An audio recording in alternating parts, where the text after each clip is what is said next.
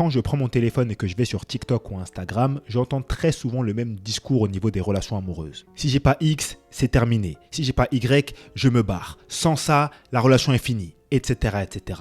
En gros, tu l'as bien compris. Le message, c'est si j'ai pas ce que je veux immédiatement, je me tire de la relation. Et dans le fond, est-ce que c'est mauvais ? Clairement, non en fait. Pourquoi ? Parce que si on regarde bien, il y a des points sur lesquels, si tu ne te sens pas à l'aise dans la relation, ça ne sert à rien d'y rester. Si tu ne te sens pas respecté dans ta relation, par exemple, ça ne sert à rien d'y rester. Si tu as le sentiment que tes intérêts ne sont jamais pris au sérieux, ne sont jamais considérés, tu vas te sentir mal dans la relation, tu vas te sentir inutile, tu ne vas pas te sentir à ta place. Et donc, oui, dans ces situations-là, il vaut mieux quitter la relation, c'est normal, c'est plus sain pour toi de faire ça. Le vrai problème, c'est le contraste énorme qu'il y a entre les vidéos qui parlent de rupture amoureuse et les vidéos qui parlent du fait de fédérer un couple.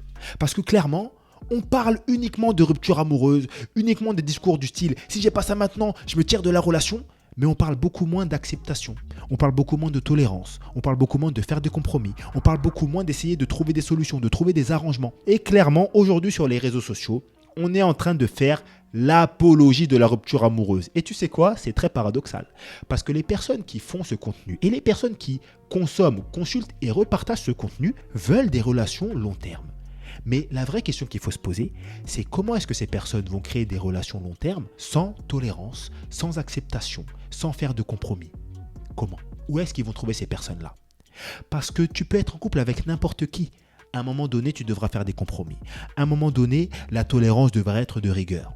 Pourquoi ? Parce que si tu veux te mettre en couple, dans une relation long terme, avec une personne, sans jamais faire de compromis sur rien du tout, c'est être à la recherche de monsieur ou madame parfaite.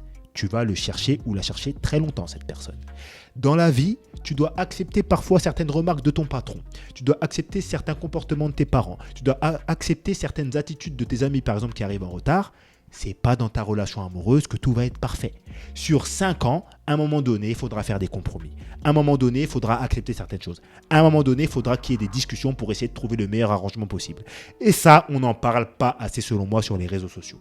Avec n'importe quel partenaire de couple, je le précise, il y aura des ajustements à faire. Donc, il faut à un moment donné arrêter avec ce discours de « moi, il me faut ça, sinon je me barre ». Ce discours qui prône l'apologie de la rupture. Et à un moment donné, il faut s'asseoir et se demander qu'est-ce que je suis prêt à accepter ? Qu'est-ce que je suis prêt à tolérer dans une relation ? Qu'est-ce que je peux supporter ? Et loin de moi l'idée de vouloir dire qu'il faut aller dans une relation pour supporter des choses. C'est pas ça le but de se mettre en couple avec une personne.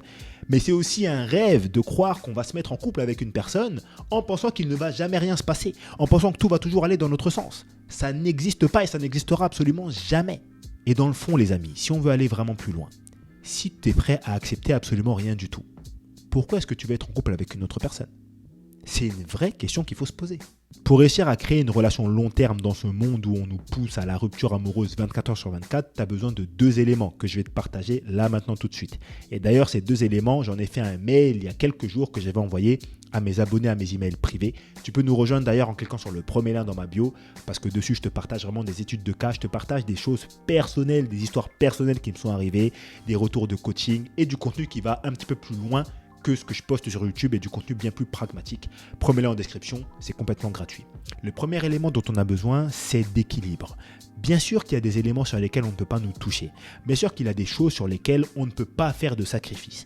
Mais on ne peut pas parler que de ça. On ne peut pas parler que d'une partie de la feuille, il faut parler autant du recto que du verso. Parce que quand on est toujours dans un mood où on se dit « moi, il est hors de question qu'on me fasse ça, il est hors de question que j'accepte ceci, etc. etc. » ça devient le monopole. On ne voit que ça et nos yeux sont fermés sur les opportunités qui sont ouvertes devant nous de personnes qui vont tout nous offrir sauf ce qu'on ne veut pas.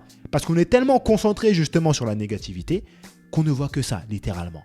On a besoin d'être équilibré sur nos pensées, besoin d'être équilibré sur nos propos. Et ensuite, la deuxième chose dont on a besoin, c'est de se mettre dans la bonne énergie. Et ça, j'en parle souvent. Pourquoi ?